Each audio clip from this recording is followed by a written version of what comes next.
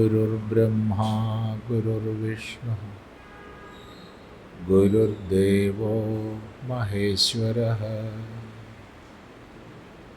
ഗുരു സാക്ഷാത് പരം ബ്രഹ്മ തസ്മൈ ശ്രീ ഗുരവേ നമഃ. ഓം സദാശിവസമാരംഭാം ശങ്കരാചാര്യമധ്യമാം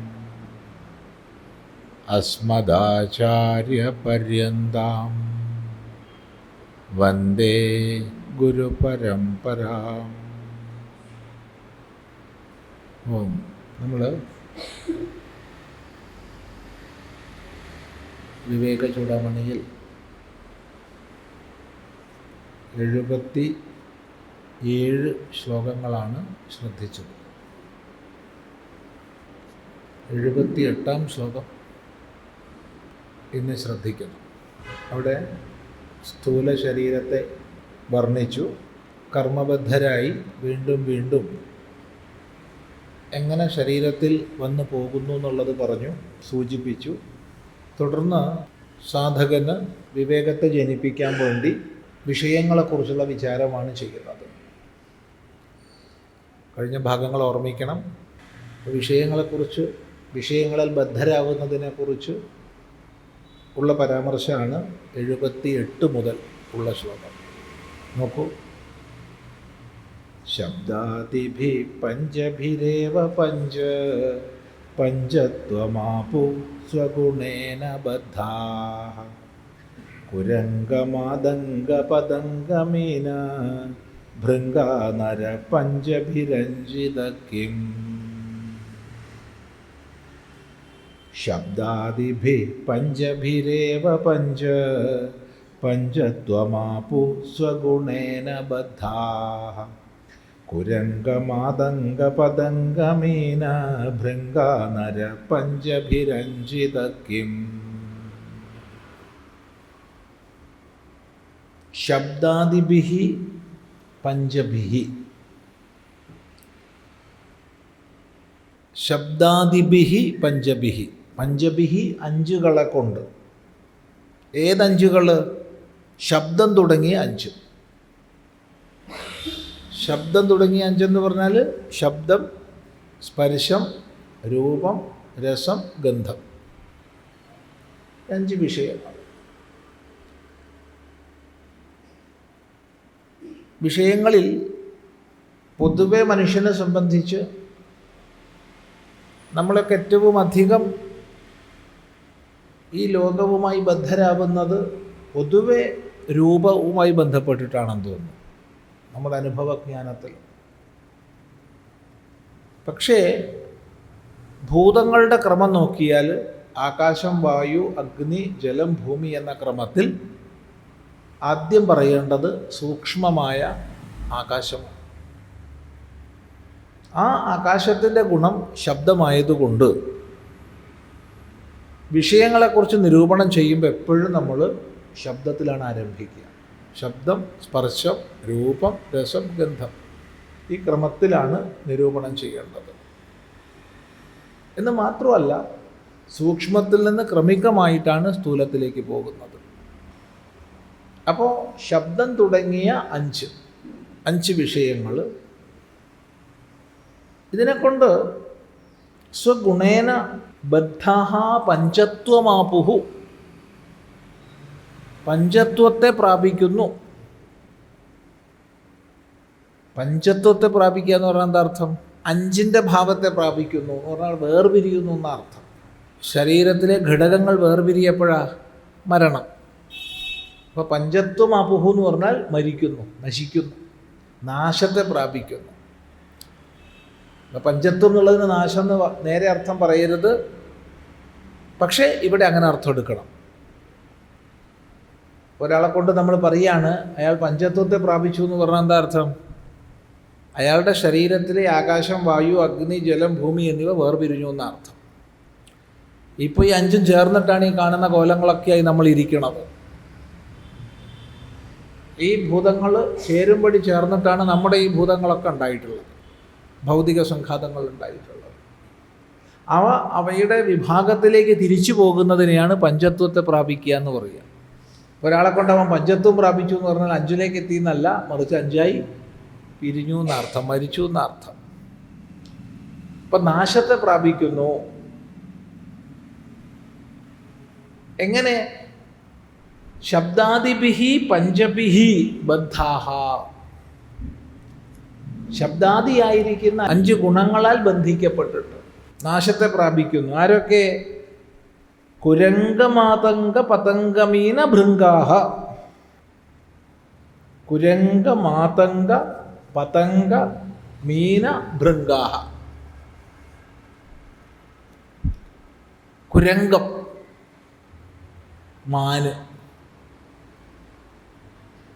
മാനുകൾ, പിന്നെ മാതംഗം ആന, പതംഗം പക്ഷികൾ, പാറ്റകൾ. പതംഗത്തിനിവിടെ പാറ്റ എന്നർത്ഥം എടുക്കാം. മീനം തന്നെ. ഭൃംഗം വണ്ട്. 5 ദൃഷ്ടാന്തം പറഞ്ഞിരിക്കുക. 5 ദൃഷ്ടാന്തത്തിൽ ഒന്നാമതായിട്ട് ശബ്ദം കേട്ട് കഴിഞ്ഞാൽ, പ്രത്യേകമായ ശബ്ദങ്ങൾ കേട്ട് കഴിഞ്ഞാൽ പകച്ചു നിൽക്കും മാനുകൾ. അപ്പോൾ മാനിനെ വധിക്കേണ്ടവർ, പിടിക്കേണ്ടവർ ഒരു ഭാഗത്ത് ഒളിച്ചു നിന്നിട്ട് മറ്റേ ഭാഗത്ത് ശബ്ദം ഉണ്ടാക്കുമ്പോൾ മാൻ പകച്ചു നോക്കി നിൽക്കും. ചുറ്റുപാടൊന്നും അവർക്കറിയില്ല. ആ സമയത്ത് അവരെ പിടിക്കേണ്ടവർ പിടിക്കും. ഇനി ആ ശബ്ദത്തിൻ്റെ ആകർഷണം പറയുന്നുണ്ട്. പാട്ട് തുടങ്ങിയവ കേൾക്കുമ്പോൾ മാൻ അതിൽ പോയി ചെവിയും കൂർപ്പിച്ച് നിൽക്കും. ഈ ലോകമേ അവർക്കറിയില്ല. ആ വിധം അവർ സംഗീതത്തിൽ, ശബ്ദത്തിൽ മുഴുകി നിൽക്കുമ്പോൾ അവർ നാശത്തെ പ്രാപിക്കും.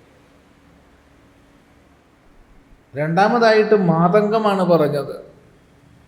മാതംഗം സ്പർശമാണ്. അത് സ്പർശസുഖം തേടിയാണ് പോകുന്നത്. ഇണയുമായി തൊട്ടുരുമി പെണ്ണിനോട് ചേർന്ന് ഉരുമി നടക്കുക എന്നുള്ളതാണ്. അപ്പം അതിന് ലോകമൊന്നും അറിയില്ല. അങ്ങനെ പോയി വാരിക്കുഴി പോയി വീഴും. തൻ്റെ മുമ്പിൽ പതിയിരിക്കുന്ന അപകടങ്ങളെക്കുറിച്ച് തിരിച്ചറിയാതെ വാരിക്കുഴി പോയി വീഴും. സ്പർശസുഖം ആഗ്രഹിച്ചിട്ടാണ്. പാറ്റകൾ അഗ്നി എവിടെയാണോ ജ്വലിക്കുന്നത്, ജ്വലിക്കുന്ന അഗ്നി കണ്ട് അതിനാൽ ആകൃഷ്ടമായി സ്വയം മറന്ന് അതിൽ വീണ് ചിറക് കരിഞ്ഞ് മരിക്കും. മീനങ്ങൾ രുചി കഴിക്കാനുള്ളത് ആഗ്രഹിച്ച് തൻ്റെ മുമ്പിൽ വരുന്ന ചൂണ്ടലിൽ കൊളുത്തിയിട്ടുള്ള ചെറിയ ഇരയെ കിട്ടാൻ വേണ്ടിയിട്ട് കയറി പിടിക്കും. അതോടുകൂടി ചൂണ്ടൽ വായയിൽ കുടുങ്ങും, മരിക്കും. ഭൃംഗം വണ്ടുകൾ ഗന്ധം, അത് താമരയുടെ ദൃഷ്ടാന്തമാണ് അവിടെ എടുക്കേണ്ടത്. താമരയുടെ നേരിയ സുഗന്ധമാണ്. ആ നേരിയ സുഗന്ധം ആസ്വദിക്കാൻ വേണ്ടി പോയി ഈ താമരയുടെ മധ്യത്തിൽ പോയി ഇരിക്കും. സ്വയം മറക്കും. താമര കൂമ്പി പോകുമ്പോൾ അതിൻ്റെ മരണവും കഴിയും, അതിൻ്റെ ഉള്ളിൽ കുടുങ്ങിപ്പോകും. ഈ ദൃഷ്ടാന്തങ്ങളാണ്. ഇതിങ്ങനെ തന്നെയാണോ എന്ന് ചോദിച്ചാൽ അത് ദൃഷ്ടാന്തങ്ങളാണ്, പ്രസിദ്ധങ്ങളായ ദൃഷ്ടാന്തങ്ങളാണ്.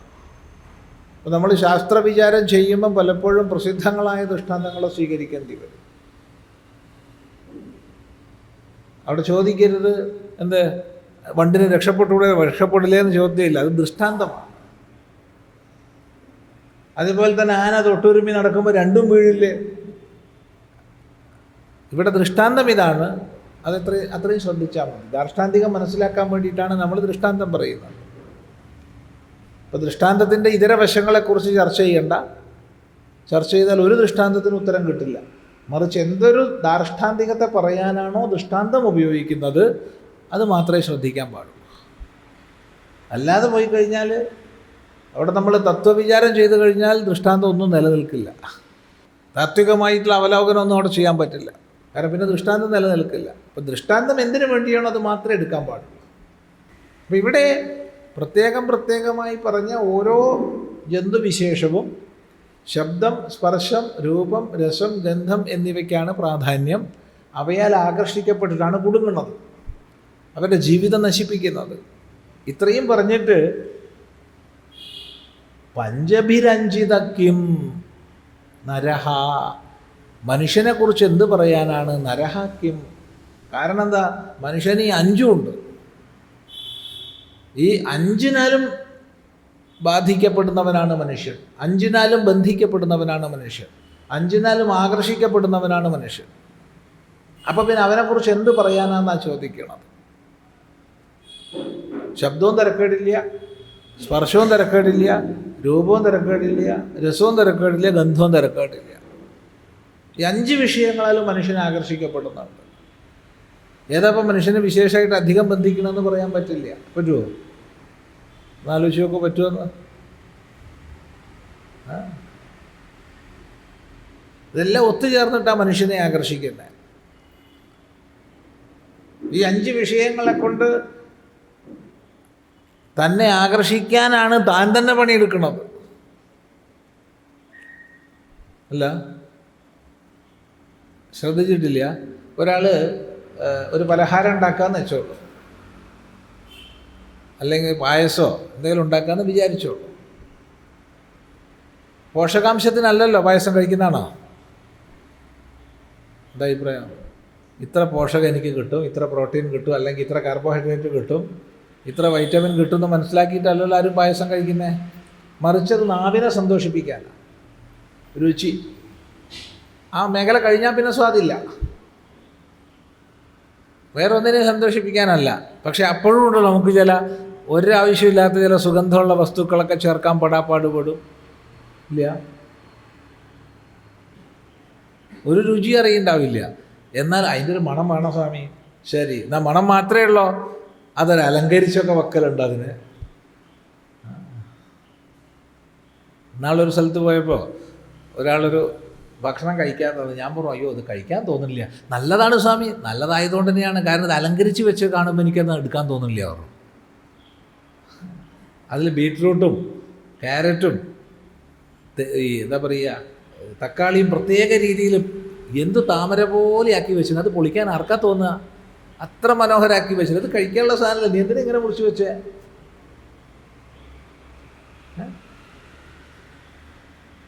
അപ്പോൾ ഇവിടെ കാണാനും.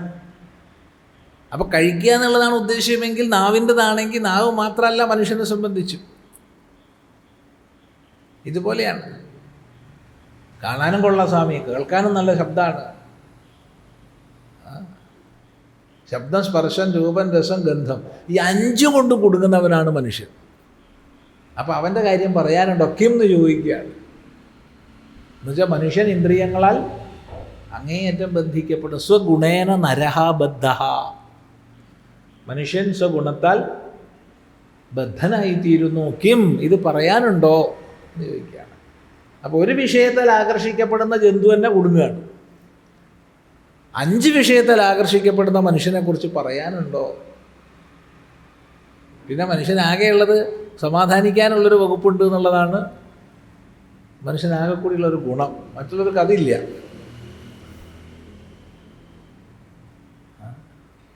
മനുഷ്യന് സ്വയം സമാധാനിക്കാം, ഇല്ലേ? നമ്മളെ പണ്ട് കുഞ്ഞുണ്ണി മാഷ് പറഞ്ഞ പോലെ തോന്നലാണ് എല്ലാം എന്നതൊരാശ്വാസമായും തോന്നി. അതാണ്, അത് മനുഷ്യനെ കഴിയും. അത് അതിൻ്റെ ഗുണവശമാണ്. കേട്ടപ്പോൾ കാണാൻ തോന്നി, കണ്ടപ്പോൾ കെട്ടാൻ തോന്നി, കെട്ടി നോക്കുമ്പോൾ കഷ്ടം, പെട്ടുപോയെന്നും തോന്നി. തോന്നലാണ് എല്ലാം എന്നതൊരാശ്വാസമായും തോന്നി. ഇത് മനുഷ്യൻ്റെ കഴിവാണ്. മറ്റുള്ളവർക്ക് അതില്ല. അതേ ഉള്ളൂ വ്യത്യാസം. ബാക്കിയുള്ളവർ കുടുങ്ങിയതാണ്. മനുഷ്യനൊന്നുമില്ലെങ്കിൽ കുടുങ്ങിയാലും അങ്ങനെയല്ലേ ഉള്ളൂ, വളരെ സുഖമാണ് സ്വാമി എന്നൊക്കെ പറയാം. സുഖമല്ലേ, പിന്നെ സുഖമല്ലാണ്ടോ എന്ന് പറയാം. അപ്പം ഇവിടെ ഓരോ ഇന്ദ്രിയത്താലും അതത് വിഷയങ്ങളിൽ ബദ്ധങ്ങളാകുന്ന, അതിലൂടെ നശിക്കുന്ന 5 ജീവികളുടെ പേര് പറഞ്ഞിട്ട് ഈ 5ഉം തികഞ്ഞ മനുഷ്യനെക്കുറിച്ച് എന്ത് പറയാനാണെന്നാണ് ചോദിക്കുന്നത്. താല്പര്യം എന്താ? ഇത്രമാത്രം ഓരോ വ്യക്തിയും ഇന്ദ്രിയങ്ങളുടെ പ്രവൃത്തിയിൽ ജാഗ്രതയുള്ളവരായിരിക്കണം എന്നർത്ഥം. അവനവൻ്റെ ഇന്ദ്രിയങ്ങളുടെ പ്രവൃത്തിയിൽ അത്രമാത്രം ജാഗ്രത വേണം എന്നർത്ഥം. അതിനാണ് കിം എന്നുള്ള ചോദ്യം നമ്മൾ എടുക്കുന്നത് ചോദിച്ചത്. മനുഷ്യനെക്കുറിച്ച് എന്ത് പറയാനാണ്? നരഹാക്യം. മനുഷ്യൻ എന്ത് 5നാലും ബദ്ധനാകുന്നു എന്നർത്ഥം. വ്യക്തമാണല്ലോ അത്. അധികം സൂക്ഷ്മ വിചാരം ചെയ്യാനൊരു വിഷയം അവിടെ ഇല്ല. ശബ്ദാദിഭി പഞ്ചഭിരേവ പഞ്ചത്വമാപുസ്വഗുണേന ബദ്ധാഃ കുരംഗമാതംഗപദംഗമേന ഭൃംഗാനരഃ പഞ്ചഭിരഞ്ജിത കിം. വ്യക്തമാണല്ലോ. നോക്കൂ, വീണ്ടും വിഷയത്തെക്കുറിച്ച് തന്നെയാണ് പറയണത്. ദോഷേണ തീവ്രോ വിഷയഃ കൃഷ്ണസർപ്പവിഷാദപി വിഷം നിഹന്തി ഭോക്താരം ദ്രഷ്ടാരം ചക്ഷുഷാപ്യയം. ദോഷേണ തീവ്രോ വിഷയഃ കൃഷ്ണസർപ്പവിഷാദപി വിഷം നിഹന്തി ഭോക്താരം ദ്രഷ്ടാരം ചക്ഷുഷാപ്യയം. ഈ ഭാഗം വിരക്തിയെ ജനിപ്പിക്കാൻ വേണ്ടി, സാധകന് വിരക്തിയെ ജനിപ്പിക്കാൻ വേണ്ടി വിഷയത്തിലെ ദോഷദൃഷ്ടി പറയുകയാണ്. പ്രത്യേകം ശ്രദ്ധിക്കണം. അതാണ് ഈ ഭാഗം. ദോഷേണ തീവ്രഃ വിഷയഃ. വിഷയം ദോഷത്താൽ തീവ്രമാണ്, തീവ്രദോഷമുള്ളതാണ് വിഷയം. എന്തിനേക്കാൾ തീവ്രം? കൃഷ്ണസർപ്പ വിഷാദപി, കരിമൂർഖൻ്റെ വിഷത്തേക്കാൾ വിഷമേറിയതാണ്. ഏറ്റവും വലിയ വിഷം എന്താണെന്ന് വെച്ചാൽ അതിനേക്കാൾ വലിയ വിഷമാണ് വിഷയത്തിൻ്റെ വിഷം. അവിടെ പറയുകയാണ് വിഷം നിഹന്തി ഭോക്താരം. ഭുജിക്കുന്നവനെയാണ് വിഷം കൊല്ലുന്നത്. ഭോക്താരം വിഷം നിഹന്തി, ഭുജിക്കുന്നവനെ വിഷം നശിപ്പിക്കുന്നു. ആരുടെ ഉള്ളിലേക്കാണോ വിഷം പ്രവേശിക്കുന്നത് അവനാണ് വിഷത്താൽ നശിപ്പിക്കപ്പെടുന്നത്. എന്നാൽ ദ്രഷ്ടാരം ചക്ഷുഷാപ്യയം, ചക്ഷുഷ അപി, കണ്ണുകൊണ്ടും, അയം ഇവൻ ചാരാണ്? വിഷയം. വിഷയം പുല്ലിംഗമാണ്. വിഷയ, വിഷയം എന്ന് നമ്മൾ മലയാളത്തിൽ പറയും, പക്ഷെ സംസ്കൃതത്തിൽ വിഷയ എന്നാണ് ഇവിടെ. അകാരാന്തം പുല്ലിംഗമുണ്ട്, നപുംസകമുണ്ട്, രണ്ടും ശരിയാണ്. പുല്ലിംഗാകുമ്പോൾ വിഷയ വിഷയവും വിഷയാഹ എന്നാ വരിക. നപുംസകാകുമ്പോൾ വിഷയം വിഷയെ വിഷയാണി എന്നാ വരിക. ഇവിടെ പുല്ലിംഗ രൂപമാണിത്. അതുകൊണ്ടാണ് അയം എന്ന് പറഞ്ഞത്. യവൻ എന്ന് പറഞ്ഞാൽ വിഷയം. വിഷയം എന്താണ്? ചക്ഷുഷ അപി ദ്രഷ്ടാരം നിഹന്തി, കണ്ണുകൊണ്ട് തന്നെ നശിപ്പിക്കുന്നു. കണ്ണുകൊണ്ട് നശിപ്പിക്കുന്നു എന്ന് പറഞ്ഞാൽ എന്താ അർത്ഥം? കാഴ്ചയിൽ തന്നെ നശിപ്പിക്കുന്ന വിഷയം. ഏതെങ്കിലും ഒരു വിഷയത്തെ കാണുന്ന മാത്രയിൽ മനുഷ്യൻ അതിൽ ബദ്ധനാകുന്നു. അകത്ത് എത്തിക്കഴിഞ്ഞാൽ മാത്രമേ വിഷം മനുഷ്യനെ കൊല്ലൂ. വിഷയം അതല്ല, വിഷയം കാണുന്ന മാത്രയിൽ മനുഷ്യനെ നശിപ്പിക്കുന്നു. ഏതെങ്കിലും ഒരു ഇന്ദ്രിയത്തിലൂടെ അനുഭവിക്കുകയോ അനുഭവിക്കുന്നതിലൂടെ ഇന്ന ഗുണകരമാണ് എന്ന് നമുക്ക് തോന്നുകയോ ചെയ്ത, അല്ലെങ്കിൽ ധരിക്കുകയോ ചെയ്തിട്ടുള്ളതിനെ കാണുമ്പോൾ തന്നെ അതിൽ ബദ്ധനാകും. ഒന്നുകൂടി വ്യക്തമാക്കാം. കണ്ടാസ്വദിക്കേണ്ട ഏതെങ്കിലും വിഷയം എടുത്തോളൂ. കണ്ടാസ്വദിക്കേണ്ടുന്നൊരു വിഷയം, മനോഹരമായൊരു ചിത്രം, അല്ലെങ്കിൽ ശില്പം, അല്ലെങ്കിൽ വളരെ പ്രകൃതി രമണീയമായൊരു സ്ഥലം, ഒരു സുന്ദരൻ, ഒരു സുന്ദരി, എന്തുവാട്ടെ. സുന്ദരൻ സുന്ദരി എന്നുള്ളതൊക്കെ ആപേക്ഷികമാണ്. അതിലേക്ക് കിടക്കുന്നില്ല. ആരാണ് സുന്ദരൻ, ആരാ സുന്ദരി എന്നൊന്നും പറഞ്ഞിട്ടില്ല. അതൊക്കെ ആപേക്ഷികമാണ്. ഇതിനെ നമ്മൾ കാണുന്നു, ആസ്വദിക്കുന്നു എന്ന് പറഞ്ഞാൽ നമുക്ക് മനസ്സിലാക്കാം. പക്ഷേ കണ്ടാസ്വദിക്കുന്നതല്ലാത്തതിനെയും കണ്ട് നമ്മൾ ബദ്ധരാവും. ഇല്ല? എന്താ അഭിപ്രായം? ഞങ്ങൾ 2 പേര് നടന്നു പോകുന്നു ഒരു വഴിയിലൂടെ. അറിയാതെ ഒന്നൊരു സൈഡിലേക്ക് നോക്കിപ്പോയപ്പോൾ വല്ലാത്തൊരു വിഷമം. എന്താ വെച്ചാൽ അവിടെ ഇരുമ്പിൻ്റെ കൊളുത്തിൽ തൂക്കിയിട്ടിരിക്കുന്ന വലിയൊരു മാംസപിണ്ഡമാണ്. ഒരു കാളയുടെ കാലിൻ്റെ ഭാഗം മുകളിൽ കൊളുത്തിയിട്ട് വലിയ മാംസഭക്ഷണം താഴോട്ടുണ്ട്, മാംസകഷ്ണം. പക്ഷെ അത് കണ്ടിട്ടല്ല, അതിൻ്റെ അപ്പുറത്ത് കണ്ണ് തുറച്ചുകൊണ്ട് ഇതിൻ്റെ തല വെച്ചിട്ടുണ്ട് ഈ കാളയുടെ. കേരളത്തിൽ തന്നെയാണ്, ഇവിടെ തന്നെയാണ്, വേറെ എവിടെയല്ല. അപ്പോൾ കണ്ണ് രണ്ടും മുഴിച്ചുകൊണ്ട് കാളയുടെ തല വെച്ചിട്ടുണ്ട്. ഇത് കാണുന്ന മാത്രമേ നമ്മളെ ദൃഷ്ടി അറിയാതെ മാറിപ്പോകും. അത്രയും ഒരു വിഷമം തോന്നും. പക്ഷേ ഈ തൂക്കിയിട്ട മാംസം കണ്ടപ്പോൾ നമ്മളെ കൂട്ടത്തിലുള്ള ആൾ പറഞ്ഞു, സ്വാമി നല്ല ഇറച്ചിയാട്ടോ. എനിക്ക് എത്ര ആലോചിച്ചിട്ടും മനസ്സിലായില്ല അതെങ്ങനെയാന്ന്. എനിക്കറിയില്ല, അതുകൊണ്ടാണ്. എല്ലാ വിഷയവും എല്ലാവർക്കും അറിയില്ലല്ലോ. പക്ഷേ അയാൾ കണ്ട മാത്രയിൽ എന്തായി, ഇറച്ചി കഴിക്കുന്ന ആളാണെങ്കിലും ഈ നല്ല ഇറച്ചി എന്ന് പറയുന്നത് രുചിച്ചാലല്ലേ ഒക്കെ പറയാൻ പറ്റൂ. എന്താ അഭിപ്രായം? നിങ്ങളുടെ അഭിപ്രായം എന്താ? ഇറച്ചിയുടെ രുചി അറിയേണ്ടത് രുചിച്ചാലല്ലേ അറിയുള്ളൂ. അല്ല, എന്താ അറിയാത്തോണ്ടാ? പക്ഷെ ഇയാൾ കണ്ട മാത്രയിൽ നല്ലതാന്ന് പറഞ്ഞു. അപ്പം അവിടെ രുചിയിലൂടെ വേണ്ടതാണ്. മണത്തിലൂടെ അറിയേണ്ടുന്നത് അങ്ങനെയാണ് കണ്ടിട്ട് നമ്മൾ പറയാൻ ദൃഷ്ടാന്തം തോന്നുന്നില്ല. സ്പർശം, രൂപം, രസം, ഗന്ധം. ഗന്ധം അതിസൂക്ഷ്മമായതുകൊണ്ട് അതിനെ കണ്ടിട്ട് എങ്ങനെയാണെന്നുള്ളത് ദൃഷ്ടാന്തം പറയാൻ തോന്നുന്നില്ല.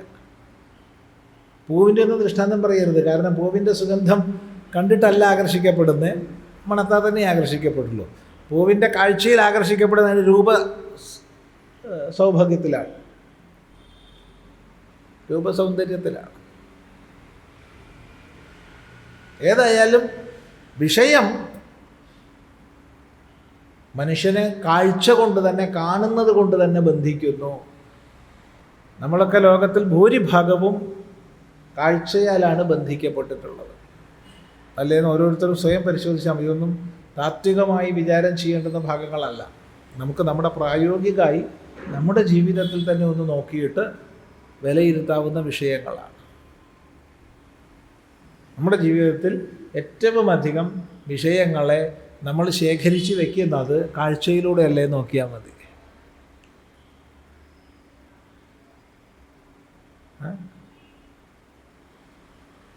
അതെ, അങ്ങനെയാണല്ലോ. പെണ്ണ് കാണൽ, ആണ് കാണലൊക്കെ കാണാനല്ലേ പോണേ?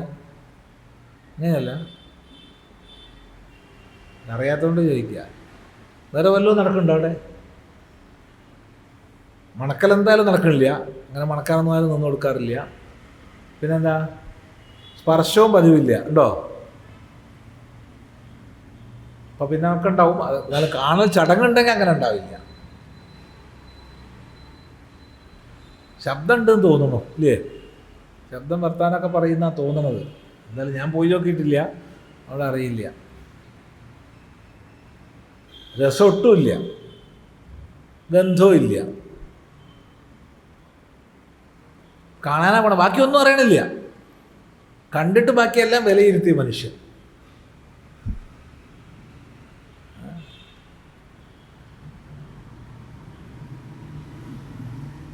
കൊള്ളാം, എനിക്ക് ഇയാളെ തന്നെ മതി തീരുമാനിച്ചു. കണ്ടിട്ട് വേറെ ഒന്നും പരിശോധിച്ചിട്ടില്ല, വേറൊന്നും പരിശോധിച്ചിട്ടില്ല.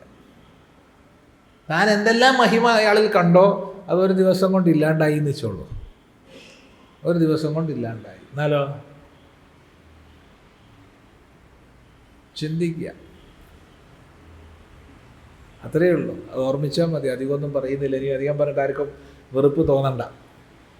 അതുകൊണ്ട് കണ്ടാൽ മതിയോ എന്നെല്ലാവരും ആലോചിക്കേണ്ടതാണ്. അല്ല, അതിനപ്പുറത്തേക്കുള്ള പരിശോധനകൾ വേണ്ടേ എന്നുള്ളത് ആലോചിക്കേണ്ടതാണ്. എന്തായാലും ഇതിൽ ഇനിയിപ്പോൾ ആലോചിക്കേണ്ട കൂട്ടരാകെ ഒന്നോ രണ്ടൊക്കെ ഉണ്ടാവുള്ളൂ. ബാക്കി അത്രയേ ഉള്ളൂ. ബാക്കിയൊക്കെ കഴിഞ്ഞതാണ്. അവരോട് കൂട്ടി പറഞ്ഞിട്ട് കാര്യമില്ല. ഇനി അതിന് സാധ്യത ഉള്ളവരെങ്കിലും കണ്ടാൽ പോരാന്ന് മനസ്സിലാക്കിയാൽ നല്ലതാണ്. ഏറ്റവും ചുരുങ്ങിയതൊരു മെഡിക്കൽ പരിശോധന നിർബന്ധമാക്കണം. എന്നാലേ വിവാഹാലോചന നടത്തുമെന്ന് പറയണം.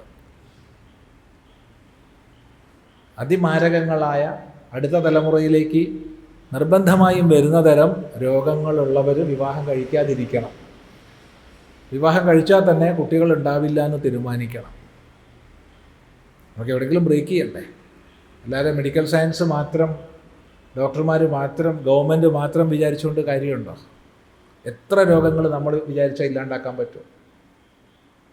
അതിമാരകങ്ങളായ ഒട്ടനവധി രോഗങ്ങളെ മനുഷ്യൻ ഇന്നത്തെ ടെക്നോളജി അനുസരിച്ച് ലഭ്യമായ അറിവുകൾ സ്വീകരിച്ചാൽ ഇല്ലാതാക്കാൻ പറ്റും.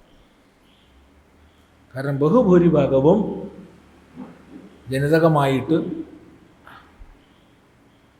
പകരുന്നതാണ് അടുത്ത തലമുറയിലേക്ക്.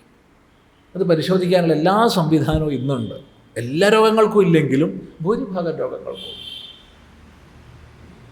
വെറുതെ പോയിട്ട് ജാതകം നോക്കി അത് നോക്കി ഇത് നോക്കി തീരുന്നതിന് പകരം ഇത്തരം പരിശോധന ചെയ്താൽ പല രോഗങ്ങളുടെയും പിന്തുടർച്ച ഒന്നും ഇല്ലാണ്ടാക്കാൻ പറ്റും. സാന്ദർഭികമായി പറഞ്ഞു എന്ന് മാത്രം.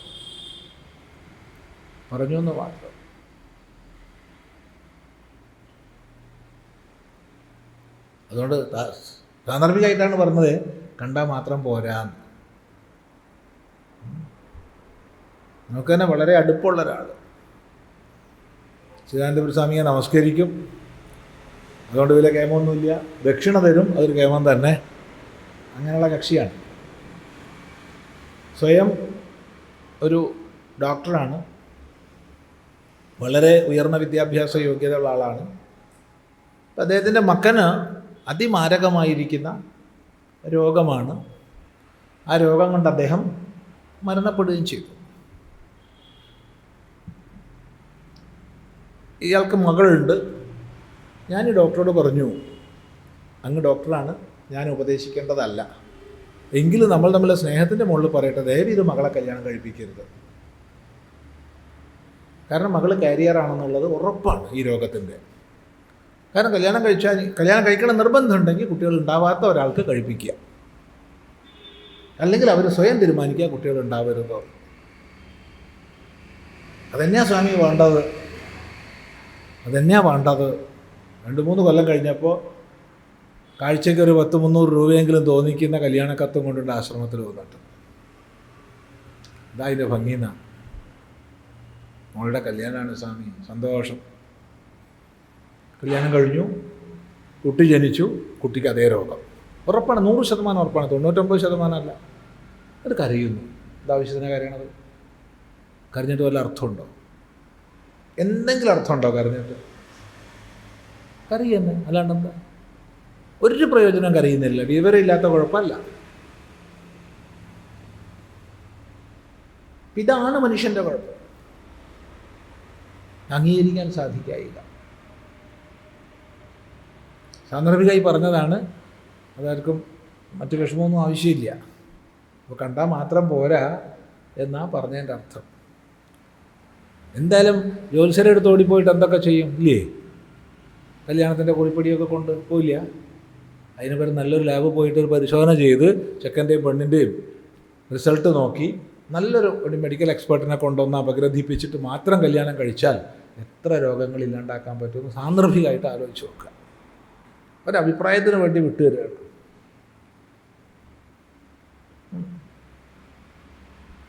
ശരി, അപ്പം ഏതായാലും ശരി, കണ്ണുകൊണ്ട് തന്നെ, കാഴ്ച കൊണ്ട് തന്നെ നമ്മളെ ബന്ധിക്കുന്നു വിഷയം.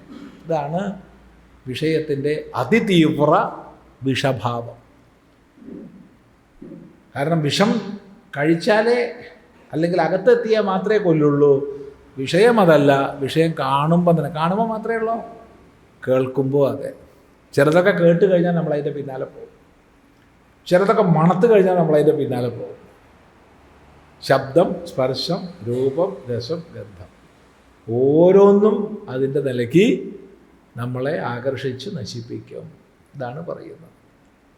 നോക്കൂ, വിഷയാശ മഹാപാശാത് യോ വിമുക്ത സുദുസ്ത്യജാത് സയേവ കൽപ്പതേ മുക്തിയൈ നാന്യഷഡ്ശാസ്ത്രവേദ്യപി. വിഷയാശ മഹാപാശാത് യോ വിമുക്ത സുദുസ്ത്യജാത് സയേവ കൽപ്പതേ മുക്തിയൈ നാന്യഷഡ്ശാസ്ത്രവേദ്യപി. ഈ വക സ്ഥലങ്ങളൊക്കെ പഠിക്കുമ്പോൾ ഒരു ചർച്ച വരാറുണ്ട്, ശരിക്കും ശങ്കരാചാര്യസ്വാമിയുടെ കൃതി തന്നെയാണോ, അതിൻ്റെ ഒരു സൗന്ദര്യം ഉണ്ടോ ഈ വരികൾക്കൊക്കെ എന്നൊരു ചർച്ച വരാറുണ്ട്. നമ്മളാരും കണ്ടിട്ടില്ല. ശാങ്കരകൃതി എന്ന പേരിൽ വിവേകചൂഡാമണിയിൽ ഉൾപ്പെട്ടതായതുകൊണ്ട് എല്ലാ ശ്ലോകങ്ങളും നമ്മൾ പഠിക്കുന്നു. കാരണം ശങ്കരാചാര്യരുടെ ഒരു പദ സൗന്ദര്യം ഇവിടെയൊന്നുമില്ല, അത് പറയാതെ വയ്യ. ഒരു സാധാരണ ഒരാൾ എഴുതിയ പോലെയുള്ളൂ ഈ ഭാഗത്തൊക്കെ സംസ്കൃതം. ശങ്കരാചാര്യസ്വാമികളുടെ ആ ഒരു പ്രയോഗ സൗന്ദര്യം ഈ ഭാഗത്തില്ല. ഇതുപോലെ പല ഭാഗത്തും ഇല്ല എന്ന് പറയേണ്ടി വരും. അപ്പോൾ പലരും കൈവച്ച കൃതിയാണോ വിവേകചൂഡാമണി എന്നൊരു സംശയമുണ്ട്. ആചാര്യസ്വാമികൾ എഴുതി പലരും കൈവച്ചു എന്ന് പറഞ്ഞാൽ കുറേ കൂട്ടിച്ചേർത്തു അവരുടെ വകയായിട്ട് എന്ന് തോന്നണുണ്ട്. ആചാര്യസ്വാമികളുടെ രചനാ ശൈലിയിലുള്ള ഒരേ ആശയം ആവർത്തിക്കാതിരിക്കുക എന്നുള്ളത്, അതുപോലെ ഹൃദ്യസുന്ദരമായ പ്രയോഗ ചാതുരി, അതൊന്നും ഇവിടെ കാണുന്നില്ല. എന്നാൽ ചില ശ്ലോകങ്ങളിലുണ്ട്. അതുകൊണ്ടാണ് പലരും കൈവച്ചൊരു കൃതിയാണിതെന്ന് തോന്നുന്നത്. അതുകൊണ്ട് കുഴപ്പമൊന്നുമില്ല, നമുക്ക് ശ്രദ്ധിക്കാം. ഇപ്പം വിഷയാശാ മഹാപാശാത്, വിഷയാശയാകുന്ന മഹാപാശം. വിഷയാശ എന്ന് പറഞ്ഞാൽ എന്താ? വിഷയങ്ങളിലുള്ള ആശ. ആശ എന്ന് പറഞ്ഞാൽ എന്താ? ആശ. ആശ അപ്പം പറയും ആശ എന്ന് പറഞ്ഞാൽ ആഗ്രഹം. ആഗ്രഹമാണ് ആശ. എല്ലാ ആഗ്രഹവും ആശയല്ല. ആഗ്രഹം തന്നെ രണ്ടുണ്ട്, ആശയും പ്രതീക്ഷയും. ആശ എന്ന് പറഞ്ഞാൽ കിട്ടുമോ ഇല്ലയോ എന്ന് ഉറപ്പില്ലാത്തതാണ് ആശ. അതിനെ ആഗ്രഹിക്കുമ്പോൾ ആശയാണ്. കിട്ടുമോ എന്ന് ഉറപ്പുള്ളതിനെ ആഗ്രഹിച്ചാൽ അത് പ്രതീക്ഷയാണ്. അതാണ് ആശയും പ്രതീക്ഷയുള്ള വ്യത്യാസം.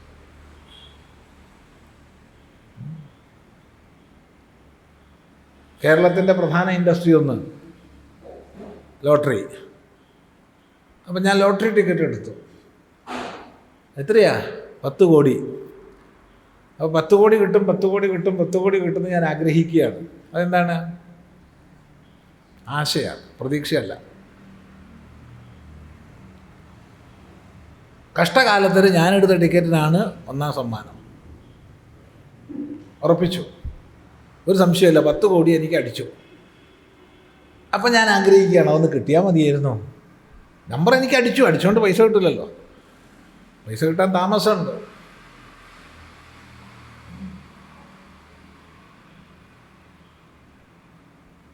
സർക്കാരിന് പൈസയായിട്ട് വരണം, എന്നാലേ കിട്ടുള്ളൂ. അതെന്താണ്? അത് പ്രതീക്ഷയാണ്. കാരണം കിട്ടുന്ന ഉറപ്പാണ്.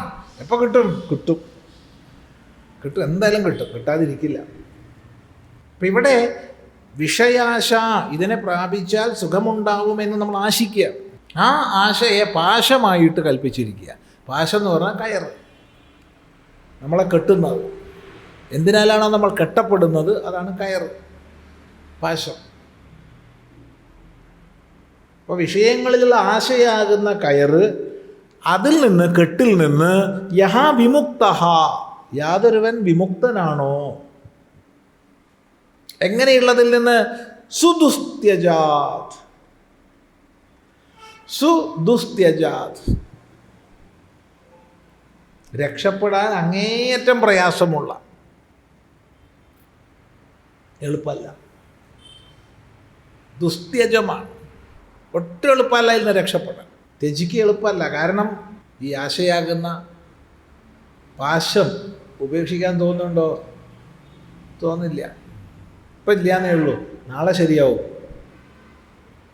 നാളെ കഴിഞ്ഞാലോ മറ്റന്നാൾ ശരിയാവും. അങ്ങനെയാണ് ജീവിതം നമ്മുടെ മുന്നോട്ട് പോണത്.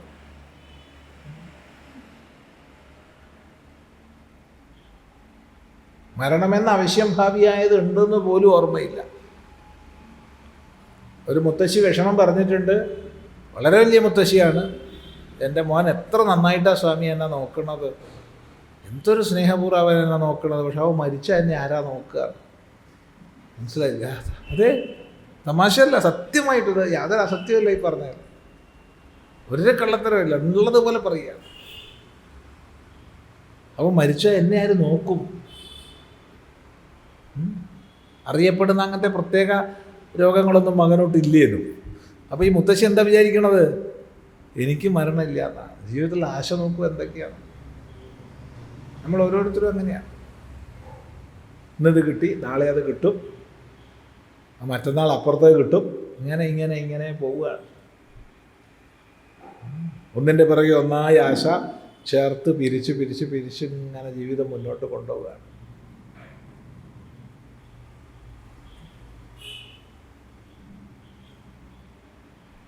ആശിക്കണൊക്കെ കിട്ടിയാലോ അത് നമ്മൾ ആലോചിക്കാറില്ല കേട്ടോ. ആലോചിക്കാറുണ്ടോ? അറിയില്ല, അറിയാത്തോണ്ട് ചോദിക്കുക. അങ്ങനെ ആശിക്കന്നെ. ഇനി അപ്പുറം ഇപ്പുറം ആലോചിച്ചിട്ടൊന്നും അല്ലല്ലോ ആശിക്കണത്. കേട്ടപ്പോൾ കൊള്ളാൻ തോന്നി, കണ്ടപ്പോൾ കൊള്ളാൻ തോന്നി, ആശിക്കാനും തോന്നി, അത്രയേ ഉള്ളൂ. ദുസ്ത്യജമാണ്. അപ്പം അത്യന്തം ദുസ്ത്യജമായ വിഷയാശാപാശത്തിൽ നിന്ന് ആരാണോ വിമുക്തനായത് സയേവ മുക്തി കൽപ്പതേ, അവൻ മുക്തിക്കായിക്കൊണ്ട് തീരുന്നു. അവൻ മുക്തിക്കായിക്കൊണ്ട് തീരുന്നു എന്ന് പറയുന്നത് അർത്ഥം അവൻ മുക്തനായിത്തീരുന്നു. അവൻ എല്ലാ ബന്ധങ്ങളിൽ നിന്നും മുക്തനാവുന്നു. ന അന്യഹ, വേറെ ആരും മുക്തനാവുന്നില്ല. ഷഡ്ശാസ്ത്രവേദ്യപി, 6 ശാസ്ത്രങ്ങളും പൂർണ്ണമായി മനസ്സിലാക്കിയവനാണെങ്കിലും അവന് മുക്തിയില്ല. ഒരാൾ 6 ശാസ്ത്രങ്ങളും ഹൃദിസ്ഥമാക്കിയ ആളാണ്. അത് 6 ശാസ്ത്രങ്ങൾ, ഷഡ് അംഗങ്ങളെയാണ് ഷഡ് ശാസ്ത്രങ്ങൾ എന്ന് പറയുന്നത്. ശിക്ഷ, കൽപ്പം, വ്യാകരണം, നിരുക്തം, ഛന്ദസ്, ജ്യോതിഷം. ശിക്ഷ ഉച്ചാരണത്തിൻ്റെ ശാസ്ത്രം, കൽപ്പം വൈദിക മന്ത്ര പ്രയോഗങ്ങളുടെ ക്രിയകളുടെ ശാസ്ത്രം, വ്യാകരണം പദനിഷ്പത്തിയുടെ ശാസ്ത്രം, കൽപ്പം പ്രയോഗശാസ്ത്രം എന്ന് പറയും. ശിക്ഷാകൽപ്പം, വ്യാകരണം. നിരുക്തം വേദത്തിൽ വിനിയോഗിക്കപ്പെട്ട ശബ്ദങ്ങളുടെ അർത്ഥങ്ങളെ പറയുന്ന ശാസ്ത്രം. ഛന്ദസ് വൈദിക വൃത്തങ്ങളുടെ ശാസ്ത്രം. ജ്യോതിഷം സമയനിർണയത്തിൻ്റെ ശാസ്ത്രം. ഈ 6 ശാസ്ത്രങ്ങളും ഹൃദിസ്ഥമാണ് ഒരാൾക്കെങ്കിലും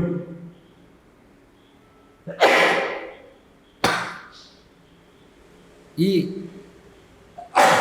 ആശാപാശത്തിൽ നിന്ന് മുക്തനായിട്ടില്ലെങ്കിൽ അയാൾ ശാസ്ത്രജ്ഞാനിയാണ്, അല്ലെന്ന് പറയില്ല, പണ്ഡിതനാണ്, പക്ഷെ മുക്തിയില്ല. എന്നാൽ ഒരു ശാസ്ത്രം അറിയില്ല ഒരാൾക്ക്, പക്ഷെ ആശാപാശത്തിൽ നിന്ന് മുക്തനാണ് എങ്കിൽ അയാൾ മുക്തനാണ്. കാരണം നമ്മളെ ബന്ധിക്കുന്നത് ആശകളാണ്. ആശയാണ് ബന്ധിക്കുന്നത്. നമ്മുടെ തന്നെ ജീവിതം ഓരോരുത്തരും നിരൂപണം ചെയ്തു നോക്കുക. എത്രമാത്രം നമ്മൾ ആശകളാൽ ബദ്ധരായി പോകുന്നു എന്നുള്ളത്. അതിനൊരു പരിധിയില്ല. ഒരു വിഷയത്തിലെ കഴിയുമ്പോഴത്തേ അടുത്ത വിഷയത്തിലായി, അടുത്ത വിഷയത്തിലായി. അപ്പോൾ ചിലർ ആശയില്ലാതെ ജീവിക്കാൻ പറ്റുമോ സ്വാമി? വേണ്ടേ? വേണ്ടാന്നെങ്കിലും പറഞ്ഞോ? ഇവിടെ വേദാന്ത വിചാരം ചെയ്യുമ്പോൾ വൈരാഗ്യജനകമായ ചിന്തകളാണ് ഇവിടെ ചെയ്യുന്നത്. വേദാന്തത്തിലേക്ക് അനേക ലക്ഷത്തിൽ ഒരാളല്ലേ പ്രവേശിക്കുള്ളൂ. അല്ലാതെ വേദാന്തം എല്ലാവർക്കും ഉള്ളതല്ലല്ലോ.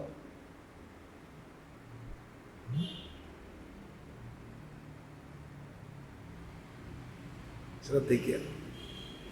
അതുകൊണ്ട് ഷഡ്ശാസ്ത്രവേദ്യപി, 6 ശാസ്ത്രങ്ങളെയും അറിഞ്ഞവനാണ് എങ്കിലും അവൻ മുക്തിയില്ല. അവന് എന്നാരാണോ ആശാപാശങ്ങളിൽ നിന്ന് മുക്തരാവുന്നത് അവർ മുക്തരാണ്. ഇതാണ്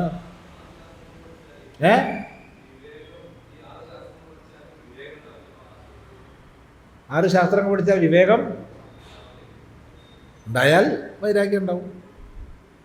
ഉണ്ടാവുന്നപ്പോൾ എന്താ ഉറപ്പുള്ള? ശാസ്ത്രങ്ങൾ പഠിച്ചാൽ വിവേകം ഉണ്ടാവില്ലേ? ഒരു ഉറപ്പുമില്ല. ശാസ്ത്രങ്ങൾ പഠിക്കുന്നതിനനുസരിച്ച് അവിവേകത കൂടാം. ശാസ്ത്രങ്ങളെ ഒരാൾ വിനിയോഗിക്കുന്നത് വാദപ്രതിവാദത്തിനോ തൻ്റെ ഭൗതികമായ ജയം ഉറപ്പുവരുത്താനോ ധനസമ്പാദനത്തിനോ പേരിനോ പ്രശസ്തിക്കോ ഒക്കെ ആണെങ്കിലോ?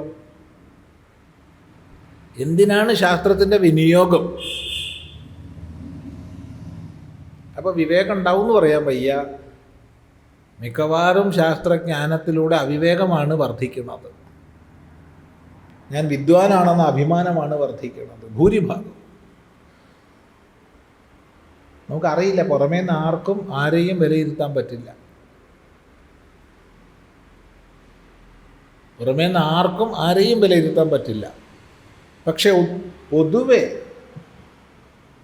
ശാസ്ത്രജ്ഞാനത്തിലൂടെ അഹങ്കാരം, മതം, മാത്സര്യം ഇതൊക്കെയാണ് വർദ്ധിക്കുന്നതായി നമ്മൾ കാണുന്നത്. അത് ശാസ്ത്രത്തിൻ്റെ കുഴപ്പമല്ല, ശാസ്ത്രത്തെ നമ്മൾ എങ്ങനെ ദഹിപ്പിക്കുന്നു എന്നുള്ളതിൻ്റെ കുഴപ്പമാണ്. വെറുതെ വേദാന്തമൊക്കെ പഠിക്കുന്നതിന് മുമ്പ് വളരെ ലാളിത്യത്തോടു കൂടി വളരെ മൃദുവായി ലളിതമായി വ്യവഹരിച്ചിരുന്ന പലരും കുറച്ച് വേദാന്തം പഠിക്കുമ്പോഴത്തേക്ക് മഹാഹങ്കാരത്തോടു കൂടി പെരുമാറുന്നത് നമ്മൾ കാണുന്നുണ്ട്. ശാസ്ത്രങ്ങളെ പൈസ കിട്ടാനുള്ള ഉപാധിയായിട്ട് ഉപയോഗിക്കുന്നവരുണ്ട്. പൈസ വേണ്ടെന്നല്ല പറഞ്ഞ, പൈസയ്ക്ക് പൈസ തന്നെ വേണം. പക്ഷെ അതിനു വേണ്ടി ശാസ്ത്രത്തെ വിനിയോഗിക്കുക എന്ന് പറഞ്ഞാൽ അതല്ലല്ലോ. അതുകൊണ്ട് വിവേകം ഉണ്ടാവില്ലേ എന്ന് ചോദിച്ചാൽ ഉണ്ടാവും എന്ന് പറയാൻ വയ്യ. തിരിച്ചാൽ കൂടുതലും. എന്തിനാ ശാസ്ത്രം പഠിക്കുന്നത്? നമ്മൾ തുടക്കത്തിൽ പറഞ്ഞിട്ടുണ്ട്, ന പ്രയോജനം അനുദ്ദിശ്യ മന്ദോപി പ്രവർത്തതേ. പ്രയോജനത്തെ ചിന്തിക്കാതെ മന്ദൻ പോലും പ്രവർത്തിക്കില്ല. അപ്പം നമ്മളൊരു കാര്യത്തിലേക്ക് പ്രവർത്തിക്കുന്നത് അതിൻ്റെ പ്രയോജനം എന്തെന്ന് ആലോചിച്ചിട്ടാണ്. അപ്പോൾ ഒരാൾ ശാസ്ത്ര പഠനം ആരംഭിക്കണമെങ്കിൽ ആ പഠനം കൊണ്ട്, ശാസ്ത്രം കൊണ്ട് പ്രയോജനമുണ്ടെന്നും ആ പ്രയോജനം ഞാൻ ആഗ്രഹിക്കുന്നു എന്നും അല്ലെങ്കിൽ എനിക്ക് പ്രാപിക്കണമെന്നും ഉള്ള ബോധം വേണ്ടേ? അല്ലാണ്ട് ശാസ്ത്രം പഠിക്കാൻ പോവുക.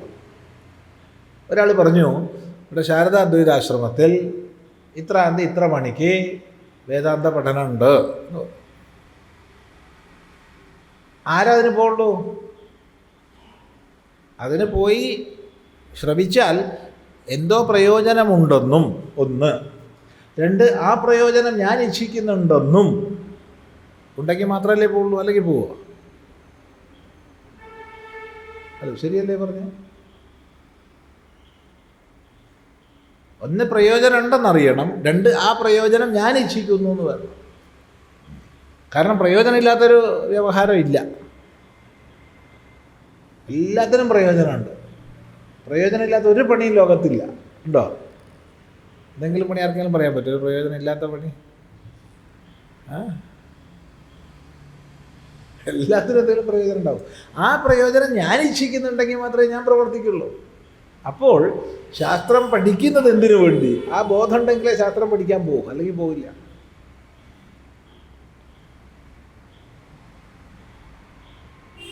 പിന്നെ ഉള്ളത്, അകസ്മാത് ചിലപ്പോൾ നമ്മൾ ചില വാക്യങ്ങൾ കാണാനിടയാവും, ചില വാക്യങ്ങൾ കേൾക്കാനിടയാവും. അങ്ങനെയാണ് ചെല്ലുക. ചില ആൾക്കാരെ കാണാനിടയാവും, അങ്ങനെയാണ് ചെല്ലുക. പക്ഷെ ചെന്നതിന് ശേഷമേ പഠനം തുടങ്ങുന്നുള്ളൂ. മറ്റത് അതിലേക്ക് ഒരു ആകർഷണത്തിനുള്ള നിമിത്തം വരികയാണ്. വ്യക്തമല്ലേ പറഞ്ഞ?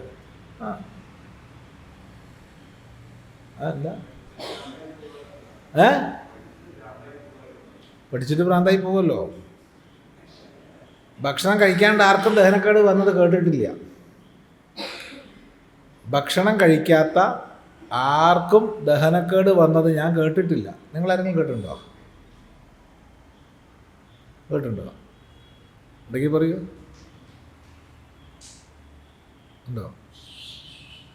ഇല്ലല്ലോ. ഭക്ഷണം കഴിക്കാത്ത ആർക്കെങ്കിലും ദഹനക്കേട് വന്നെന്നുവരെ കേട്ടിട്ടുണ്ടോ? ഇല്ല. അപ്പം ഭക്ഷണം കഴിച്ചു, ഒന്ന് അമിതമായി കഴിച്ചു, തൻ്റെ ശരീരസംഘാതത്തിന് ദഹിപ്പിക്കാൻ കഴിയുന്നതിലധികം കഴിച്ചു, രോഗമായി. അഥവാ അവൻ്റെ ദൃഷ്ടിയിൽ അളവ് കൂടുതലൊന്നുമില്ല, പക്ഷെ അത് ദഹിപ്പിക്കാനുള്ള കഴിവ് തനിക്കില്ല, വിരുദ്ധമായി കഴിച്ചു. അപ്പോഴൊക്കെയാണ് രോഗമാവുന്നത്. അളവ് കൂടുതൽ കഴിച്ചിട്ടില്ല, പക്ഷെ വിരുദ്ധാഹാരം കഴിച്ചു. അപ്പോൾ ദഹനക്കേട് വന്നു. അളവ് കൂടുതൽ കഴിച്ചു, തൻ്റെ ശരീരത്തിന് ദഹിപ്പിക്കാൻ കഴിയുന്നതിലധികം കഴിച്ചു. ഇതുപോലെ തന്നെയാണ് നമ്മൾ ശാസ്ത്രസ്വാധ്യായം ഉൾക്കൊള്ളാൻ കഴിയാത്തത് പഠിച്ചാൽ ഗുണമല്ല, ദോഷമാണ് ഉണ്ടാവുക.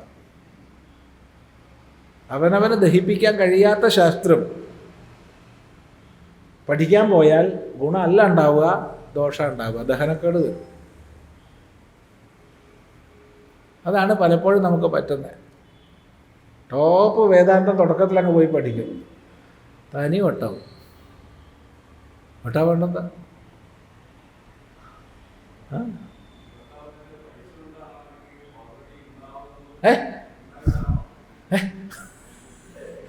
ഇതിപ്പോ ഓൾറെഡി ഉണ്ടായിട്ടാണോ എന്നുള്ളത് വല്ലാത്ത ചോദ്യമാണ്. വട്ടില്ലാത്ത ആരാളുടെ?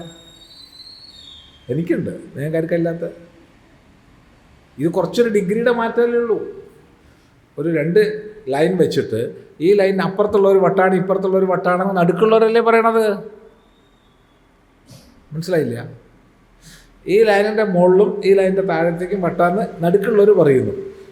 ഈ മുകളിലുള്ളവർ ഒത്തുചേർന്ന സ്ഥലത്ത് പോയി കഴിഞ്ഞാലോ അവർ ഈ ലെയറിനെയാണ് അവർക്ക് വട്ടാന്ന് പറയാം. എന്നോടൊരമ്മ പറഞ്ഞിട്ടുണ്ട്, സ്വാമി ഇവിടെ എല്ലാവർക്കും വട്ട, ഡോക്ടർമാർക്ക് നഴ്സുമാർക്കൊക്കെ. കുതിരവട്ട ഹോസ്പിറ്റലിലാണ്, ഡോക്ടർമാർക്ക് നഴ്സുമാർക്കൊക്കെ വട്ടാണ്, സ്വാമിക്ക് വട്ടില്ല. എനിക്ക് മനസ്സിലായി. അതൊക്കെ മനസ്സിലായി. ഞങ്ങൾ രണ്ടൊരു കമ്പനിയാണ്, അതുകൊണ്ടാണ്. അതിൻ്റെ അർത്ഥം ഉണ്ടെന്നാ. കാരണം അവരവിടെ ചികിത്സയ്ക്ക് ഉള്ളവരാണ്. ഒരു വളരെ സന്തോഷമായിട്ട് അവർ വട്ടില്ലെന്ന് പറയാൻ കാരണം എന്താ വെച്ചാൽ അവരെനിക്ക് ന്യൂസ് പേപ്പർ തന്നു, ഇത് വായിച്ചാണിന്ന് പറഞ്ഞു. ഞാൻ വായിച്ചു എടുത്തു കുറച്ച് ഭാഗം. അപ്പോഴാണ് സന്തോഷത്തോടുകൂടി പറഞ്ഞത്, ഇവിടെ എല്ലാവർക്കും വട്ടാണ്, സ്വാമിക്കയില്ല. ഇതിലെൻ്റെ കൂടെ തന്നെ വന്നു. ഞാനൊരു രോഗിയെ കാണാൻ വേണ്ടിയിട്ട് പോയതായിരുന്നു. കൂടെ വന്നു, വളരെ തന്മയത്തോടു കൂടി പ്രേമത്തോടു കൂടി, എന്താ സ്വാമി ചെയ്യുക, അവൾ ഭക്ഷണം കഴിച്ചിട്ട് എത്ര ദിവസമായി എന്നറിയോ, സ്വാമി ഒന്നും അവൾക്ക് ഭക്ഷണം കൊടുക്കുമോ, സ്വാമി പറഞ്ഞാൽ അവൾ കഴിക്കും എന്നൊക്കെ പറഞ്ഞു. ഞാൻ കൊടുത്തു, അവൾ കഴിച്ചു. ഞാൻ സന്തോഷമായിട്ട്. അപ്പോഴാണ് എന്നോട് ചോദിക്കുന്നത്, ഞാൻ ആരാന്നറിയോ? ആരാ? ഞാൻ ഉമ്മൻചാണ്ടിയുടെ ഭാര്യയാണ്.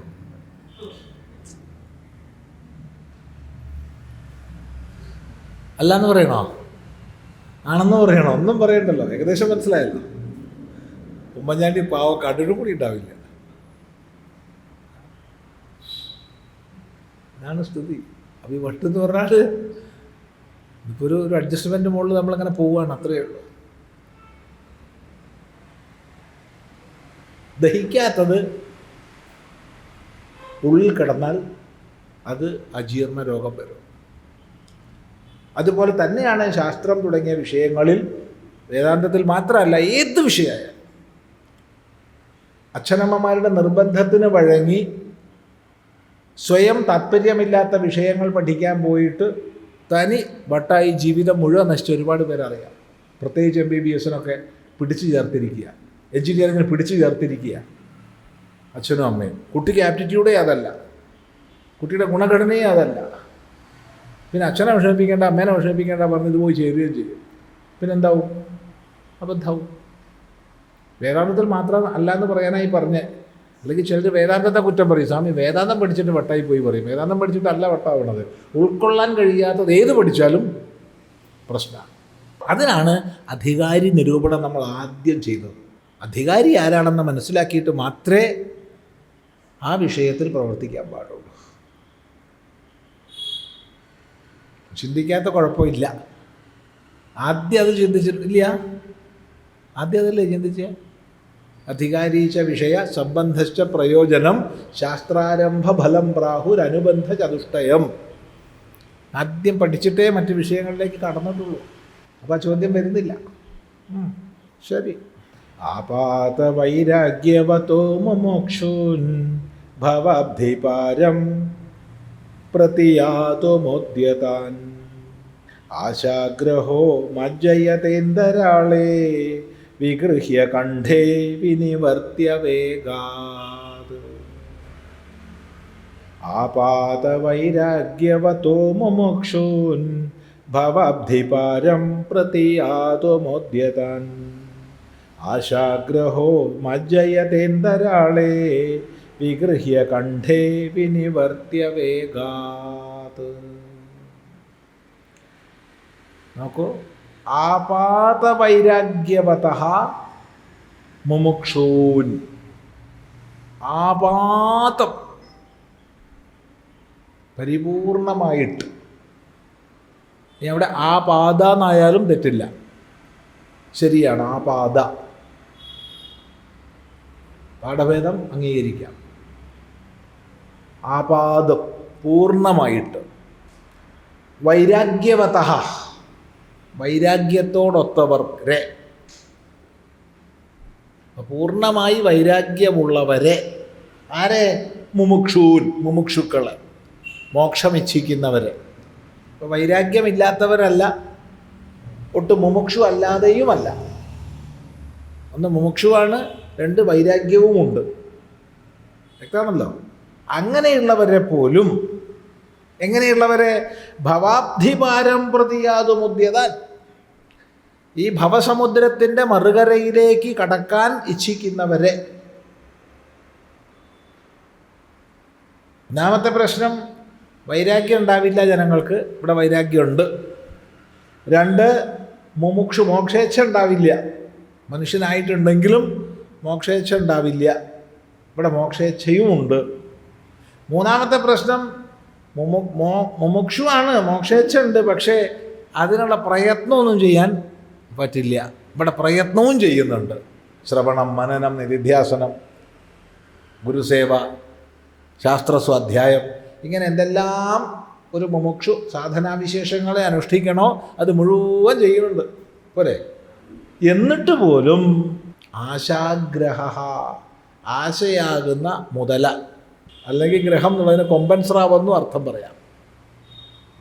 മുതല എന്നും പറയാം, കൊമ്പൻ സ്രാവെന്നും പറയാം.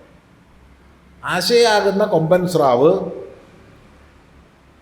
അന്തരാളെ നടുക്ക് വെച്ച് കണ്ഠേ വിഗൃഹ്യ, കഴുത്തിന് കടിച്ചിട്ട് മജ്ജയതേ, മുക്കിക്കളയുന്നു.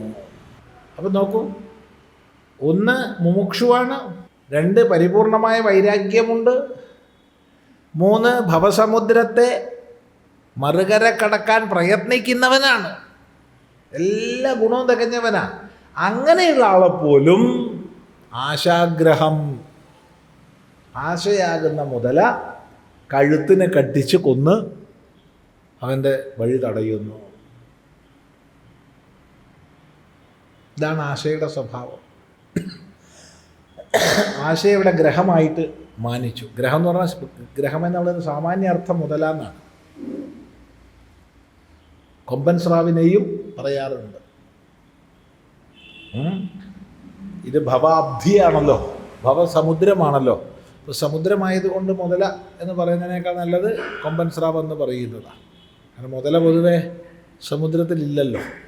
ഇതാണ് ആശയുടെ സ്വഭാവം. വൈരാഗ്യമുള്ളവനെ പോലും, വൈരാഗ്യമുള്ളവനെ പോലും എന്നാ പറഞ്ഞ, പോലും പോലും എന്ന് പറഞ്ഞാൽ ബാക്കിയുള്ളവരുടെ കഥ എന്ത് പറയാനാന്നാണ്. വൈരാഗ്യമായാലും പിടിക്കാൻ പറ്റും. ആശ നശിച്ചാലല്ല വൈരാഗ്യമാവുന്നത്. വിവേകത്തോടു കൂടി ആശയുടെ ദോഷങ്ങളെ മനസ്സിലാക്കി അതിനാൽ ബാധിക്കപ്പെടാതിരിക്കാനുള്ള പരിശ്രമം ചെയ്യുന്നവനാണ് വിരക്തൻ. ആശ നശിച്ചു എന്നർത്ഥമില്ല.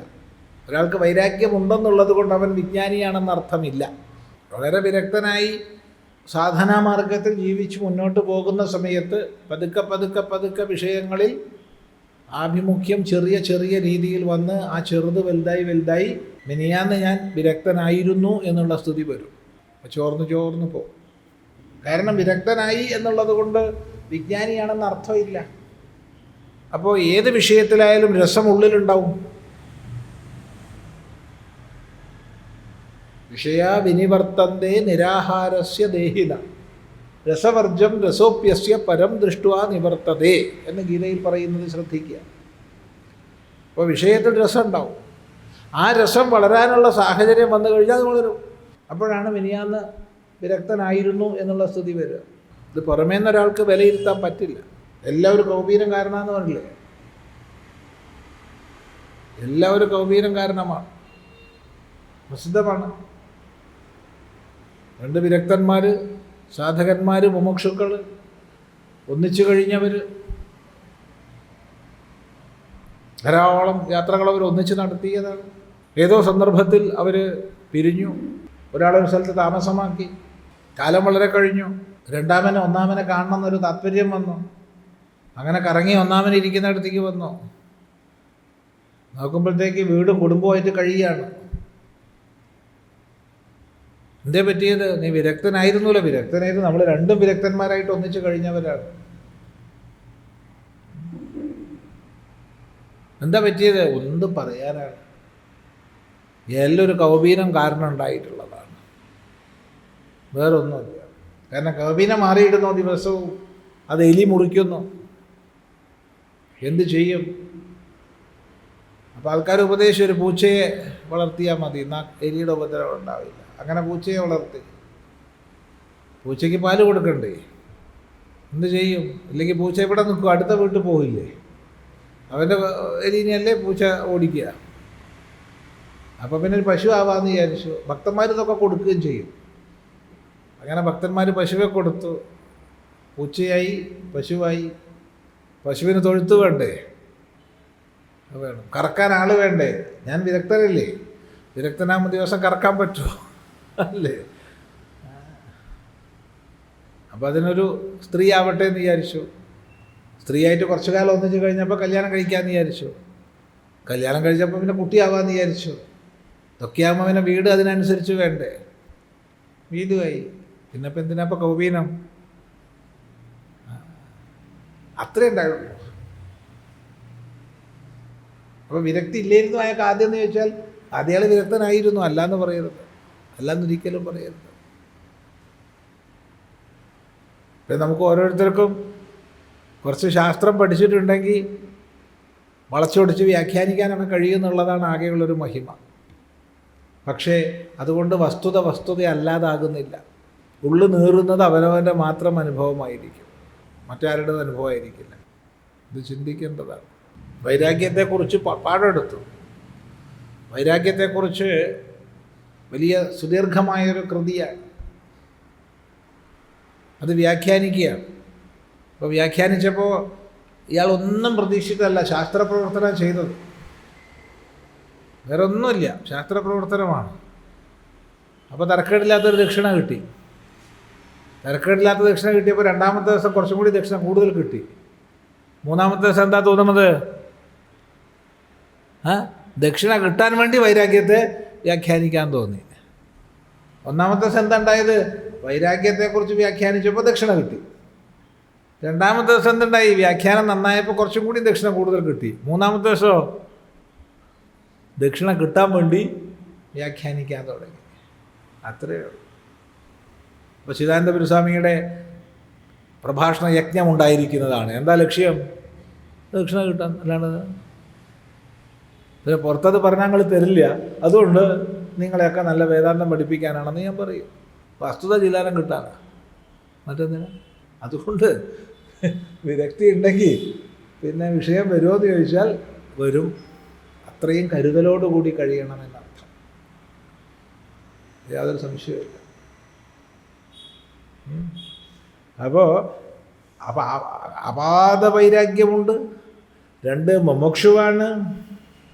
3 ഭവസമുദ്രത്തെ മറുകര കടക്കാൻ പ്രയത്നിക്കുന്നവനാണ്. എങ്കിൽ പോലും ആശയാകുന്ന ഗ്രഹം നടുക്കവനെ കഴുത്തിന് കടിച്ച് കണ്ഠേ വിനിഗൃഹ്യ, കണ്ഠത്തിന് കടിച്ചിട്ട് വിനിവർത്തിയ വേഗാത്, വേഗത്തിൽ നിന്ന് അവനെ തടഞ്ഞ് അവൻ്റെ ഗതിവേഗം, മോക്ഷഗതി, മോക്ഷമാകുന്ന ലക്ഷ്യത്തിലേക്കുള്ള ഗതി തടഞ്ഞ് മജ്ജയതേ, മുക്കിക്കളയുന്നു സമുദ്രത്തിൻ്റെ മധ്യത്തിൽ. അതുകൊണ്ട് വളരെ ജാഗ്രതയോടുകൂടി വേണം കഴിയുക എന്നാണ് പറയുന്നത്. വളരെ ജാഗ്രത വേണം എന്നാണ് പറയുന്നത്.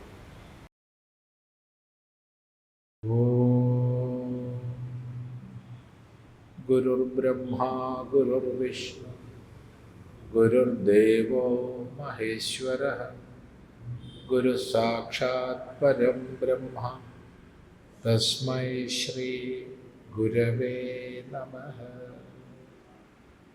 ഓം